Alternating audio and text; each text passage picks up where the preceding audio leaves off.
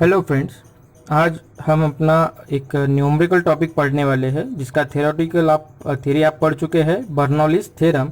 इसका आज हम एक न्यूमेरिकल देखेंगे दोस्तों। ठीक है। ये न्यूमेरिकल पढ़ने के समय हमें एक बात हमेशा ध्यान में रखिए कि जब भी हम लोग कोई न्यूमेरिकल पढ़ते हैं तो सबसे पहले हमें उसका क्वेश्चन का मीनिंग समझना है और दूसरा उसके डायग्राम उतारना है।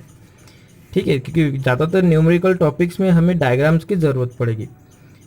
सबसे पहले हमको समझना है क्वेश्चन। तो देखिए, ये हम लोग आज बर्नौलीज थ्योरम का न्यूमेरिकल पढ़ने वाले हैं और बर्नौलीज थ्योरम का न्यूमेरिकल में हम बर्नौलीज का फॉर्मूला लगाएंगे, that is P1 by rho g plus V1 square by 2G plus Z1 is equal to P2 by rho g plus V2 square by 2G plus Z2। ये formula यहाँ पे use होगा। इसके अलावा continuity equation का या discharge के फॉर्मूले भी हम लोग इसमें यूज़ करेंगे। ठीक है, तो अभी चलते हैं आज के अपने पहले क्वेश्चन के ऊपर।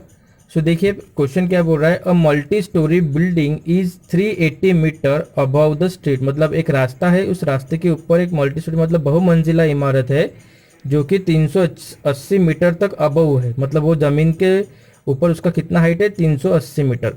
If the pressure is 170 kPa is required in a water pipeline at the top of the building. मतलब बिल्डिंग के टॉप पे पानी पहुंचाने के लिए हमें वाटर का प्रेशर कितना चाहिए, पाइपलाइन में 170 किलो पास्कल का। What is the pressure at the basement of the building 9 metre below the street. ये पूछ रहा है कि 380 मीटर पहुंचाने के लिए हमें अगर 170 मीटर का प्रेशर 170 kPa का प्रेशर चाहिए तो हमें what is the pressure at the basement of the building 9 metre below street. मतलब अगर हमें प्रेशर कितना चाहिए बेसमेंट में, और बेसमेंट कितना दूरी पे है, जो अपना स्ट्रीट लाइन लेवल है वहां से 9 मीटर नीचे है। ठीक है, स्ट्रीट यानी रास्ते से 9 मीटर नीचे, तो हमें उस 9 मीटर नीचे का प्रेशर निकालना है। तो देखिए दोस्तों, अभी हम लोग सीधा अभी डायग्राम पे आ जाएंगे। तो देखिए हम लोगों ने यहाँ पे एक डायग्राम बनाया है। तो ये जो डैश वाली लाइन दिख रही है आप लोगों को, ये हो गया एक स्ट्रीट। ये स्ट्रीट से बिल्डिंग कितना ऊंचाई पे है, 380 मीटर। यहाँ से कितना डिस्टेंस हो गया, ये 380 मीटर। और ये बॉटम में कितनी है बिल्डिंग, क्योंकि हमें बॉटम का प्रेशर चाहिए 9 मीटर बिलो का, तो हम लोगों ने अज्यूम किया कि बिल्डिंग बॉटम में कहाँ तक गई है, स्ट्रीट से 9 मीटर बिलो। इसलिए हम लोगों ने यहाँ पे देखिए Z1 की वैल्यू दी है 380 मीटर और Z2 की वैल्यू दी है 9 मीटर। लेकिन एक याद रखिए कि इसमें रेफरेंस कौन सा है, हमारा रेफरेंस है स्ट्रीट। ठीक है ना। तो ये जो टॉप का हम लोगों ने नाम दिया सेक्शन 1 और बॉटम का नाम दिया हम लोगों ने सेक्शन 2। और ये टॉप जो रेफरेंस लाइन से है 380 मीटर, इसलिए Z1 है 380 मीटर और ये Z2 है 9 मीटर। अब आ जाते हैं अपने गिवन के ऊपर। गिवन में देखिए पहला क्या गिवन है, P1 प्रेशर क्या है 170 kPa। अब ये इसको हम लोगों ने P1 क्यों बोला, क्योंकि देखिए हम लोगों ने यहाँ का प्रेशर दिया है 170, तो हम लोगों ने एक पॉइंट को 1 नाम दिया, दूसरे पॉइंट को 2 नाम दिया। क्योंकि बर्नौलीज थ्योरम को अगर अपने को यूज करना है तो 2 सेक्शन बनाने पड़ेंगे अपने को, सेक्शन 1 और सेक्शन 2। ठीक है, इसलिए यहाँ पे P1 का सेक्शन का नाम दिया 170 kPa। तो हमारा ये हो गया 170 इंटू 10⁻³ PA। क्यों, क्योंकि देखिए कोई भी वैल्यू अगर दी रही तो हमको जब न्यूमेरिकल सॉल्व करना है तो हमें वैल्यू काय में चाहिए, SI यूनिट में। kPa दे रहे या एम्पियर रहे, जो भी दिया रहेगा आपको हमेशा वैल्यूज काय में लाना है, न्यूटन पर मीटर स्क्वायर में। यहाँ पे दिया है 170 kPa, तो उसको हम लोगों ने कन्वर्ट किया PA में, मतलब 170 इंटू 10⁻³ PA। तो जितना PA होता है उतना ही न्यूटन पर मीटर स्क्वायर रहता है, क्योंकि 1 PA is equal to 1 newton per metre square. तो इसलिए इसका आंसर क्या दिया हम लोगों ने, 170 into 10⁻³ Newton per metre square. यहाँ तक समझ में आया दोस्तों। उसके बाद देखिए Z1 का वैल्यू है 380 मीटर। ठीक है, और Z2 का वैल्यू है 9 मीटर, जो हम लोगों ने डायग्राम से बनाया। लेकिन एक बात याद रखिए कि Z1 को हम लोगों ने प्लस दिया और Z2 को हम लोगों ने माइनस दिया। इसके पहले जो हम लोगों ने न्यूमेरिकल किए उन दोनों में इन दो की वैल्यू प्लस थी। ऐसा क्यों था, क्योंकि वो दोनों भी रेफरेंस लाइन के एक साइड में थे। लेकिन यहाँ पे क्या हो रहा है, डायग्राम में रेफरेंस लाइन से ऊपर Z1 है और रेफरेंस लाइन के नीचे Z2 है। इसलिए Z1 की वैल्यू प्लस 380 मीटर और Z2 की वैल्यू माइनस 9 मीटर, क्योंकि यहाँ पे देखो लिखा है बिलो डॉटम लाइन। ये कंसेप्ट समझ में आया सभी को। ठीक है, अभी देखिए टू फाइंड P2, हमको फाइंड आउट क्या करना है, P2। ठीक है, तो P2 is equal to question mark, क्योंकि क्वेश्चन में दिया है what is the pressure at the basement of the building 9 metre below street. मतलब बिल्डिंग के बेसमेंट में कितना प्रेशर है, तो उसको वैल्यू दिया हम लोगों ने P2। अब देखिए हमें यहाँ पे प्रेशर्स निकालने हैं, Z1 Z2 दिया है, तो ऑब्वियसली फॉर्मूला कौन सा लगेगा, बर्नौलीज थ्योरम वाला। तो बर्नौलीज थ्योरम में 3 टर्म्स रहती है, एक प्रेशर की रहती है, एक वेलोसिटी की रहती है, एक पोटेंशियल की रहती है। तो Z1 Z2 दोनों पोटेंशियल दिए हुए हैं, प्रेशर एक दिया हुआ है, प्रेशर दूसरा पूछा है, लेकिन यहाँ पे एक टर्म अननोन है, दैट इज वेलोसिटी।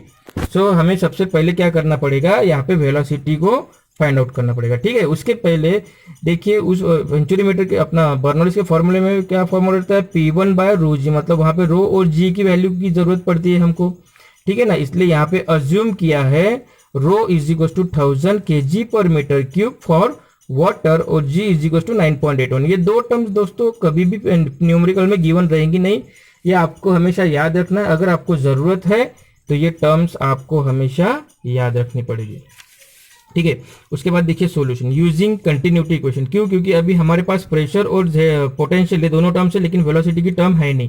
तो हमको क्या करना पड़ेगा, पहले वेलोसिटी की टर्म्स को फाइंड आउट करना पड़ेगा, क्योंकि अगर हम बर्नौलीज इक्वेशन लगाते हैं तो वेलोसिटी वहाँ पे इंपॉर्टेंट है। Using continuity equation A1 V1 is equal to A2 V2। Continuity equation क्या बोलता है दोस्तों, A1 V1 is equal to A2 V2। Since A1 is equal to A2, अब ये A1 is equal to A2 कहाँ से आया, क्योंकि देखो एक ही पाइप है जिससे पानी ऊपर भी जा रहा है, उसी से पानी नीचे भी जा रहा है। तो हम लोग अज्यूम कर रहे हैं कि पाइप का डायमीटर कैसा रहेगा, यूनिफॉर्म रहेगा थ्रू आउट।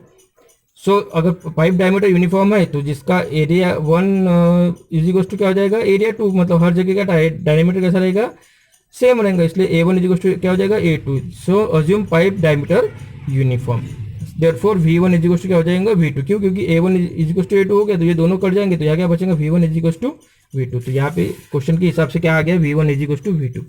सो अभी हम लोग क्या करेंगे, using Bernoulli's theorem P1 by rho g plus V1 square by 2G plus Z1। मतलब क्या हो रहा है ये कि हमको बर्नौलीज थ्योरम एट सेक्शन 1 लगाना है, बर्नौलीज थ्योरम एट सेक्शन 2 लगाना है। ये डायग्राम में जो दिया ना, ये सेक्शन 1 और ये सेक्शन 2, इन दोनों सेक्शन पे बर्नौलीज थ्योरम लगाना है। तो P1 by rho g plus V1 square by 2G plus Z1 is equal to P2 by rho g plus V2 square by 2G plus Z2।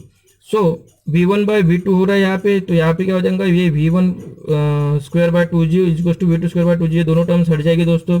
तो यहाँ बचेगा क्या, यहाँ पे नीचे P1 by rho g plus Z1 is equal to P2 by rho g plus Z2 since V1 by V2। So हम लोग क्या करेंगे, प्रेशर की टर्म्स एक साइड में लेके आ जाएंगे और पोटेंशियल की टर्म्स एक साइड में। तो ये P2 by rho ji minus P1 by rho जी, मतलब हम लोगों ने क्या किया, ये P1 बाय रो जी को इधर लेके गए, तो P2 by rho ji minus P1 by rho जी हो गया। और यहाँ पे क्या बचेगा, Z1 और ये प्लस Z2 है, तो इधर आ जाएगा, तो ये हो जाएगा माइनस Z2। सो देखिए P2 by rho ji minus P1 by rho जी, तो डिनोमिनेटर में क्या हो रहा है, रो जी कॉमन है, तो ये रो जी क्या हो जाएगा, कांस्टेंट हो जाएगा, मतलब कॉमन हो जाएगा। तो P2 minus P1 by rho जी, और ये रो जी कहाँ पे आ जाएगा, इसको मल्टीप्लाई में आ जाएगा। ये समझ में आया ना मैथ्स का कंसेप्ट। तो क्या हो जाएगा, फिर यहाँ पे Z1 माइनस Z2 बचता है इंटू रो इंटू जी हो जाएगा, ठीक है, यहाँ तक समझ में आया। फिर उसके बाद क्या करेंगे, P2 is equal to P1। अब देखिए यहाँ पे क्या हो रहा है, P2 माइनस P1 है, तो ये हम लोगों ने क्या किया, ये माइनस P1 को इधर लेके आ गया, तो क्या हो जाएगा प्लस P1। तो P2 is equal to plus P1 plus rho g Z1 minus Z2। So P2 हमको फाइंड आउट करना है। P1 का वैल्यू है 170 इंटू 10⁻³ प्लस 1000 रो का वैल्यू, जी का वैल्यू 9.81, Z1 का वैल्यू 380 मीटर माइनस, लेकिन Z2 क्या है, -9 है, इसलिए यहाँ पे क्या रहेगा 380 माइनस 9, तो माइनस दो बार आ जाएगा, तो ये आगे अगली टर्म में क्या हो जाएगा, प्लस हो जाएगा। तो यहाँ पे देखिए P2 is equal to 170 into 10⁻³ प्लस 9810 इंटू 389। यहाँ 389 क्यों हो गया, कि 380 माइनस 9 क्या हो जाएगा, 380 प्लस 9, तो 389 हो जाएगा। सो P2 आ गया अपना 3986.09 इंटू 10⁻³। लेकिन अभी ये आया काय में है, तो न्यूटन पर मीटर स्क्वायर में, या फिर हम लोग उसको बोलेंगे पास्कल में। तो हमारा पहला प्रेशर काय में दिया है, KPA में दिया हुआ है ना, यहाँ पे देखिए पहला प्रेशर काय में दिया है, KPA में, तो हमको दूसरा प्रेशर भी काय में निकालना पड़ेगा, KPA में। तब हम लोगों ने न्यूटन पर मीटर, KPA से न्यूटन पर मीटर स्क्वायर में कन्वर्ट करने के लिए क्या किया था, मल्टीप्लाई बाय 10⁻³ किया था। तो अभी हमको क्या करना पड़ेगा, न्यूटन पर मीटर स्क्वायर से KPA में लाने के लिए डिवाइडेड बाय 10⁻³। तो ये PA हो जाएगा, सॉरी PA नहीं रहेगा, ये P2 रहेगा, P2 रहेगा, है ना, P2 हो जाएगा 3986.09 KPA। तो यहाँ पे हमारा पहला न्यूमेरिकल दोस्तों खत्म होता है, ठीक है। सो दोस्तों अभी हम लोग अपना सेकेंड न्यूमेरिकल स्टार्ट करने वाले हैं। ये भी बर्नौलीज थ्योरम का ही टॉपिक है। तो देखिए सबसे पहले मैं वही कहूँगा हर बार कि हमको पहले क्वेश्चन समझना है और उसके हिसाब से डायग्राम बनाना है, तभी जाके आप लोग कोई भी न्यूमेरिकल आसानी से सॉल्व कर पाओगे, अदरवाइज वो आपको सॉल्व करने में डिफिकल्टी होगी। तो देखिए क्वेश्चन क्या है, water flow down an incline tapered pipe 45 metre long at a slope of 1:10। मतलब पानी है जो कि फ्लो हो रहा है किस तरफ, डाउनवर्ड डायरेक्शन में। और वो कैसे फ्लो हो रहा है, एक incline tapered pipe. Incline tapered pipe मतलब कैसा, पाइप जो है वो वर्टिकल भी नहीं है, वो हॉरिजॉन्टल भी नहीं, वो है इंक्लाइन रखा हुआ और वो टेपर्ड है, मतलब उसका एक डायमीटर छोटा, एक साइड से डायमीटर छोटा रहेगा, दूसरे साइड से डायमीटर बड़ा रहेगा। पाइप 45 मीटर लॉन्ग और उसकी लेंथ कितनी है, 45 मीटर लॉन्ग, और उसका स्लोप कितना है 1:10, मतलब उसको इंक्लाइन कैसे रखा हुआ है 1:10। तो ये दो चीज़ें इंपॉर्टेंट है, देखिए 45 मीटर लॉन्ग, ये 45 मीटर का डिस्टेंस, और दूसरा 1:10 का slope, slope is equal to 1:10, ये दो चीज़ें ध्यान में रखना। The area of upper end lower end of the pipe are 8 metre square and 3 metre square. तो देखिए एरिया एट अपर एंड, तो अपर का एरिया बोल रहा है वो 8 मीटर स्क्वायर है और लोअर साइड का एंड है 3 मीटर स्क्वायर।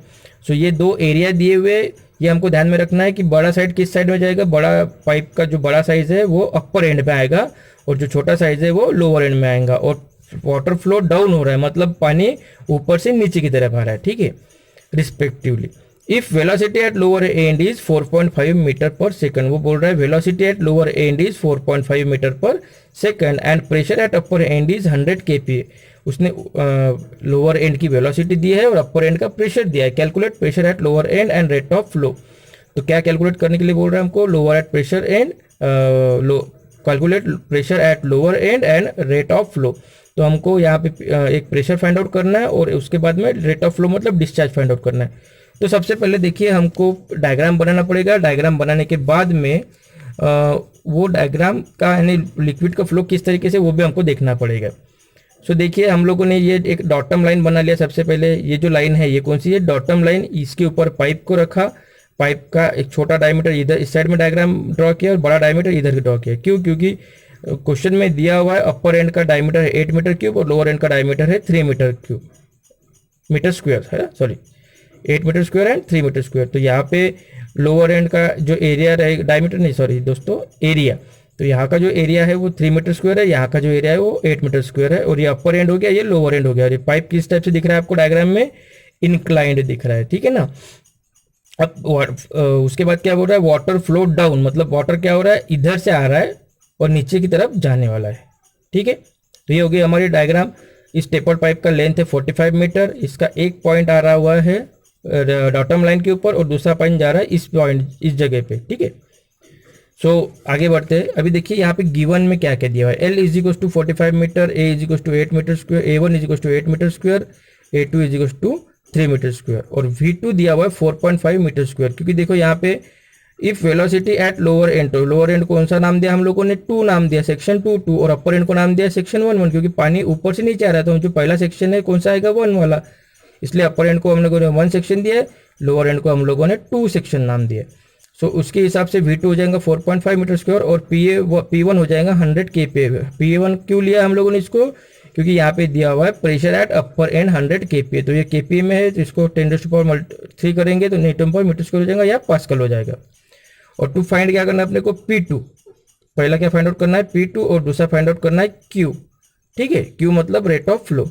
और अज्यूम, अभी देखिए यहाँ पे हमको फॉर्मूला कौन सा यूज करना पड़ेगा, बर्नौलीज थ्योरम वाला। तो बर्नौलीज थ्योरम के फॉर्मूले में क्या होता है, हमें 3 टर्म्स चाहिए, प्रेशर, वेलोसिटी एंड पोटेंशियल, ठीक है। ये तीनों टर्म्स के लिए रो प्रेशर का यूज करते तो रो वाटर हमको यूज करना पड़ेगा 1000 पर kg पर मीटर क्यूब और G इज इक्वल टू 9.81, ठीक है। अब ये 3 टर्म्स को हमको लाना है, अगर हमको बर्नौलीज का इक्वेशन यूज करना है तो ये तीनों टर्म्स को हमको लाना है, ठीक है। तो अभी हमारे पास में देखिए V1 है, V2 है और एरियाज दिए हुए दोनों में। तो यहाँ से हम लोग अगर कंटिन्यूटी इक्वेशन यूज करते तो V1 मिल जाएगा। तो using continuity equation A1 V1 is equal to A2 V2। So A1 है 8, V1 अननोन, A2 रहेगा 3 इंटू V2 रहेगा 4.5। तो V1 मिल जाएगा यहाँ से हमें V1 is equal to 1.6875 metre per second. Let section 2 be the datum line और रेफरेंस लाइन। अब देखो क्या बोल रहा है, अभी V1 तो हो गया और V2 भी है, P1 भी हो गया, P2 निकालना है अपने को। अब क्या बचता है Z1। तो Z1 निकालने के लिए हमारे पास में कंडीशन दी है, देखो सबसे पहला ही क्वेश्चन में, water flow down an incline tapered pipe 45 metre long at a slope of 1:10। तो ये जो कंडीशन है इससे हमारा Z1 और Z2 निकलेगा। तो देखो डायग्राम के हिसाब से हम लोगों ने क्या किया है, जो पाइप का सेंटर है उसको डॉटम पे रखा है। तो डॉटम पे रखने की वजह से क्या होगा कि इस डॉटम मतलब क्या, रेफरेंस लाइन। तो यहाँ से यहाँ तक का डिस्टेंस हो गया Z2 और यहाँ से यहाँ तक का डिस्टेंस, डॉटम लाइन से यहाँ तक का डिस्टेंस हो गया Z1। तो Z2 कहाँ पे आ रहा है अपना, डॉटम लाइन के ऊपर, मतलब Z2 कितना हो जाएगा 0, Z2 कितना हो जाएगा 0, ठीक है ना। तो यहाँ पे आ जाएगा Z2 इज इक्वल टू 0। अब क्या बचा है Z1, तो Z1 कैसे निकालेंगे, तो देखो Z1 इज इक्वल टू, यहाँ पे स्लोप दिया हुआ है 1:10, तो Z1 कैसे निकालते, तो सिंपली जो लेंथ है उसको मल्टीप्लाई करना पड़ता है स्लोप से, तो आपको Z1 मिल जाएगा, हाइट मिल जाएगा, ठीक है। तो Z1 is equal to 1/10 into 45, तो ये हो जाएगा 4.5 मीटर। ये कंसेप्ट समझ में आएगा आप लोगों को। क्या करना होता है, जो भी हाइट है, जैसे ये अगर हमको ये हाइट चाहिए तो ये हाइट निकालने के लिए हम लोग क्या करेंगे, लेंथ मल्टीप्लाई बाय स्लोप, तो हमको क्या मिल जाएगा, ये हाइट मिल जाएगी। सो यहाँ पे स्लोप दिया है 1:10, मतलब 1/10 इंटू लेंथ दिया है 45, इन दोनों को मल्टीप्लाई करेंगे तो हमको Z1 मिल जाएगा दोस्तों, ठीक है। अब देखिए हम लोगों ने V1 निकाल लिया, V2 निकाल लिया, Z1 निकाल लिया, Z2 निकाल लिया, P1 गिवन है, P1 गिवन है, P2 निकालना है। तो हम लोग क्या करेंगे, using Bernoulli's theorem, P1 by rho g plus V1 square by 2G plus Z1 is equal to P2 by rho g plus V2 square by 2G plus Z2। ये हमारा फॉर्मूला है। अब P1 तो गिवन है 1000, रो की value होती है 1000, P1 given है 100, रो की वैल्यू होती है 1000 इंटू 9.81। उसके बाद V1 हम लोगों ने निकाल लिया है 1.6875 और उसका स्क्वायर हो जाएगा। ये जो टर्म है इसको क्या आएगा, ये स्क्वायर लग जाएगा यहाँ पे, डिवाइडेड बाय 2 इंटू 9.81, 2 इंटू जी है तो 2 इंटू 9.81, फिर Z1 है यहाँ पे 4.5 मीटर जो हम लोगों ने अभी निकाला है, इज इक्वल टू P2 कितना है तो निकालना है, इंटू रो जी जैसे कि वैसे रखेंगे, प्लस V2 हम लोगों ने निकाला है 4.5, V2 गिवन है 4.5 और उसका स्क्वायर, ठीक है, divided by 2 into 9.81 plus 0। So P2 by rho g is equal to हो जाएगा 13.806। 13.806 कहाँ पे है, देखिए ये इक्वेशन करेंगे, ये इक्वेशन करेंगे, इक्वेशन करेंगे, इन तीनों को एडिशन करेंगे, ठीक है। और इसको ये जो आंसर, इसका जो आंसर रहेगा ये माइनस में कर देंगे, तो ये आंसर आ जाएगा हमारा P2 by rho g is equal to 13.806। So P2 is equal to हो जाएगा 13.806 इंटू 1000 इंटू 9.81, तो ये 1000 इंटू 9.81 का आ गया। ये जो रो जी है इसको मल्टीप्लाई में जाएगा तो रो की वैल्यू रहेंगी 1000 into 9.81। So P2 is equal to हो जाएगा 5436.86 न्यूटन पर मीटर स्क्वायर और पास्कल। और हमको काय में दिया हुआ क्वेश्चन को किलो पास्कल में, तो हम आंसर भी काय में निकालेंगे, किलो पास्कल में। तो सिंपली क्या करेंगे, सिंपली करेंगे क्या हम इसमें, तो डिवाइडेड बाय 1000 कर देंगे तो 135.46 kPa, ये हमारा आंसर आ जाएगा प्रेशर 2 का, ठीक है। अभी हमको क्या निकालना है, सेकंड डिस्चार्ज, तो यहाँ पे हो जाएगा डिस्चार्ज इज इक्वल टू, क्या होता है discharge, Q is equal to A1 या V1 या A2 या V2, है ना। तो Q हम लोग अज्यूम करते हैं Q is equal to A1 V1, ठीक है। तो क्या हो जाएगा, Q is equal to A1 V1 लेते। सो A1 तो हमारे पास दिया हुआ है, कितना दिया है देखिए क्वेश्चन में, A1 दिया हुआ है 8, और उसके वजह से हम लोगों ने जो V1 निकाला है, V1 कितना निकाला है हम लोगों ने 1.6875, तो इसका आंसर क्या आ जाएगा दोस्तों, तो इसका आंसर आ जाएगा हमारा 8 इंटू 1.6875, तो ये आंसर आ गया हमारा 13.5। तो Q का वैल्यू हो जाएगा 13.5 मीटर क्यूब पर सेकेंड। समझ में आया दोस्तों, दिया हो गया Q। अगर इसी Q को अपने को लीटर पर सेकंड में निकालना है, लीटर्स पर सेकंड में, तो क्या करना पड़ेगा, मल्टीप्लाई बाय सिंपली इस आंसर को 1000 करना पड़ेगा, तो वो हो जाएगा 13500 लीटर्स पर सेकेंड। समझ में आया दोस्तों। सो यहाँ पे आज हम अपना ये न्यूमेरिकल स्टॉप कर रहे हैं। आशा करता हूँ आपको ये दोनों भी न्यूमेरिकल्स बर्नौली थ्योरम के समझ में आए होंगे।